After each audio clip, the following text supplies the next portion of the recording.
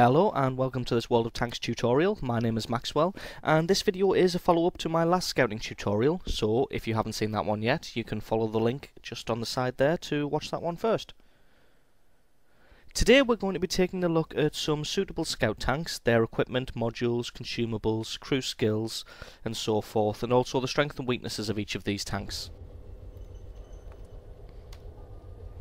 We're going to be taking a look at three tanks today. That is the Russian A-20 light tank, the German VK Leopard light tank, and the American M5 Stuart light tank. So we'll start things off with the Russian A-20.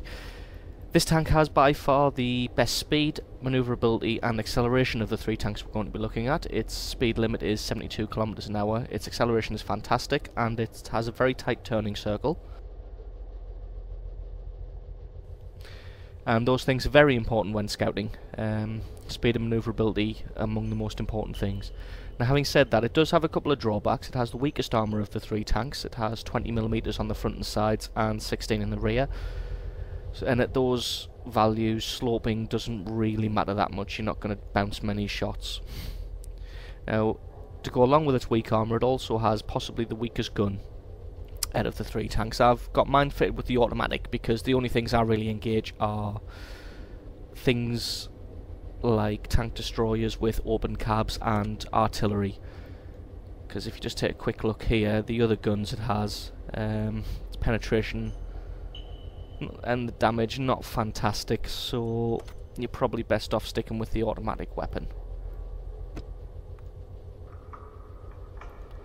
Moving on to the German Leopard. The Leopard is sort of the middle ground tank. It has good speed. As you see there, the speed limit is 68 kilometers an hour. Good acceleration, good manoeuvrability. It does have, in fact, the best armour and the best hit points. Hit points being 390 and its armour being 50mm at the front, 30 at the sides and 20 at the rear. And you can occasionally bounce shots from the front with its sloping if you position correctly.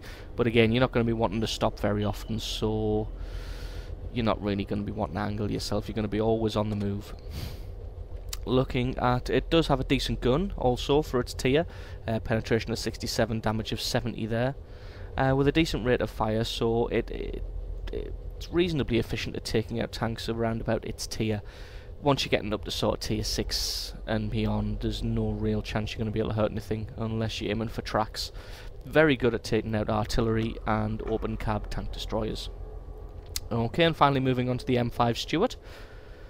This has the slowest speed out of the three tanks. You see its speed limit there is only 58 kilometers an hour. It does have good acceleration though, so it can reach that speed limit very quickly. And its manoeuvrability and turning circle are again also excellent. Its armour is slightly better than the A-20, 29mm on the front, 15 on the sides, and those flat sides don't help it at all, and 25 on the rear. So you're not really, and the hit points are only 340, so you're not really going to be taking very many hits with this tank. Having said that, it does have arguably the best gun of the three tanks. If you have a look at the one I've got the howitzer there. Now it only has a penetration of 38mm, but it has a damage of 175, and with this tank again you're going to be wanting to hunt down open cab tank destroyers, and you're going to be wanting to hunt down the enemy's artillery. So that penetration of 38 doesn't really come into play. So that's the basic overlook of the three tanks. Now we will move on to modules. So this part is pretty much self-explanatory. The modules for each tank. If we take a look at the research tree, obviously I've got the Russian A-20 maxed out here. And if you're going to be wanting to make your vehicles elite, i.e. max them out, then this section doesn't really need explaining. Just buy the best of each thing that you can. If you're not wanting to max everything out, then the most important things obviously for a scout tank are first and foremost its radio. If you have a look at the standard radio that the tank comes with, it has a signal range of only 370 meters, so not really a very good range for calling in to your own team. Whereas the upgraded one has a signal range of 700 meters, a lot better. In fact, some maps are only 800 meters long, so you have a range of pretty much the full map with that radio. Secondly to the radio is the engine.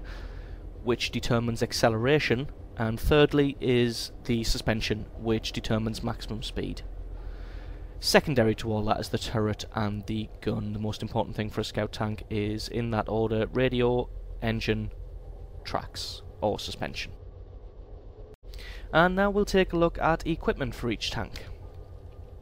So the first piece of equipment you're going to want to buy, it's an absolute no-brainer, and that is Improved Ventilation Class 1, which gives you plus 5% to major skills for all crew. So if your crew's trained to 100%, it basically makes them 105%. It makes your regular crew 116%, obviously added in with the commander's skill. I'll explain that further down the line if you don't understand what that means. So the reason it's an absolute no-brainer and the reason you want to buy it is, if you have a look at this one where I don't have it bought, it's 50,000 credits. And what's 50,000 credits? It's nothing, so I'm going to go ahead and buy that. 5% does make a bit of a difference, especially when your crew's trained to over 100%. Now, the second and third piece of equipment, right, for the second piece of equipment I usually like to buy the Cyclone Filter, which is plus 50% to engine durability. And the reason you want to take that is, if you're scouting about and your engine gets damaged, you lose half your engine power, which can seriously mess up a scouting tank. But secondly, if your engine gets critically damaged, it stops working, and that basically stops you dead in your tracks and makes you a sitting duck for everybody. The downside of this piece of equipment is it is 500,000 credits, and 500,000 credits is a lot of money to spend on one tank. Now, if you're wanting to do scouting seriously, either as a member of a clan, or if you don't really want to advance much further, or you just like have fun scouting, then I would recommend spending the 500,000 credits on that.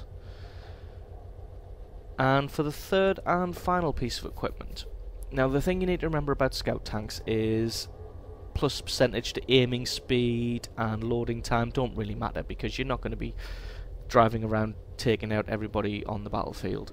Your job is to stay alive, stay mobile for as long as possible. So for the third piece, it's generally a toss-up between the small spall liner, which is 15% armor protection from ramming and explosions. If you find that your ammo rack gets detonated quite often, or people generally try and ram you to take you out, it's a good idea to take that one.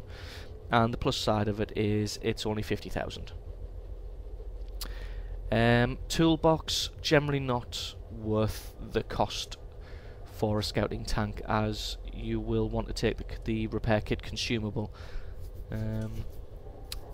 And if it's a repair that's serious, i.e. the tracks or the engine, you're generally going to be dead before it gets repaired anyway, so not much good on that. Coated optics is sometimes a good idea depending on the view range of your tank.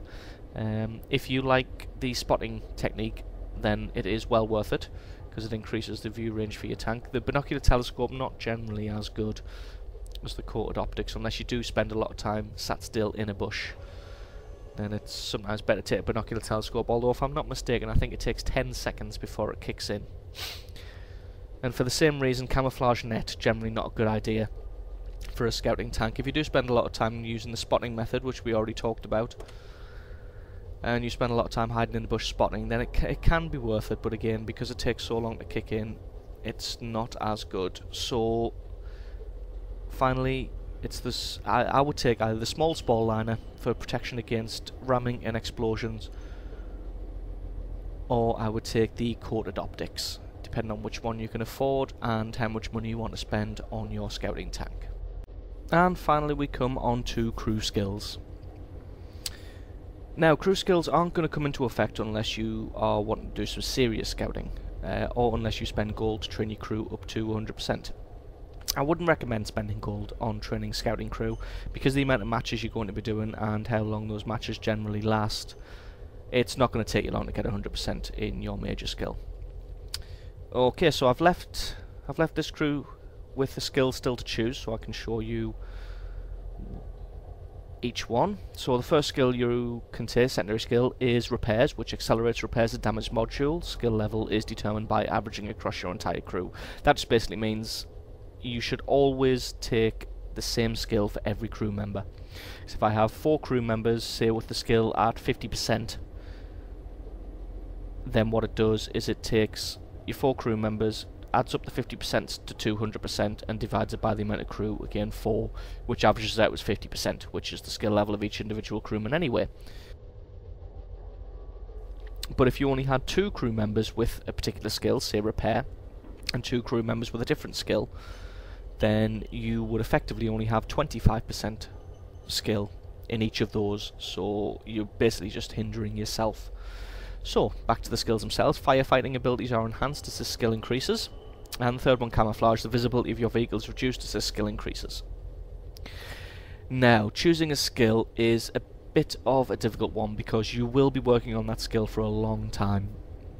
To get your first skill up takes quite a long time, to get your second skill up takes even longer, and to get your third skill up takes an age. Which skill to choose depends entirely on your playstyle. For instance, if you prefer using the spotting technique, which we discussed in the previous video almost exclusively, then you're going to want to take the camouflage skill. It really does work, and it makes you very difficult to spot. Now, if you prefer using the rushing or the roaming method, I would recommend taking the repair skill. If you do get tracked and you've already used your repair kit, then this really can be a lifesaver. Or if you notice that your tank often gets set on fire when it gets shot, it may be a good idea to take the firefighting skill, although I've never really had this problem, and taking the manual fire extinguisher normally cuts out that problem pretty quick. So, I prefer to use the roaming technique, I don't use the spotting as much, so for my crew members I'm going to take the repair skill. So as you can see, there was already some leftover experience, so that's jumped up to 43%, but basically you go through each of your crew members here and just pick the skill that you want. And again, remember, you should always have the same skill on every crew member as it averages across. So, thank you very much for watching this World of Tanks tutorial. If you found the information in this guide useful, don't forget you can like and favourite this video.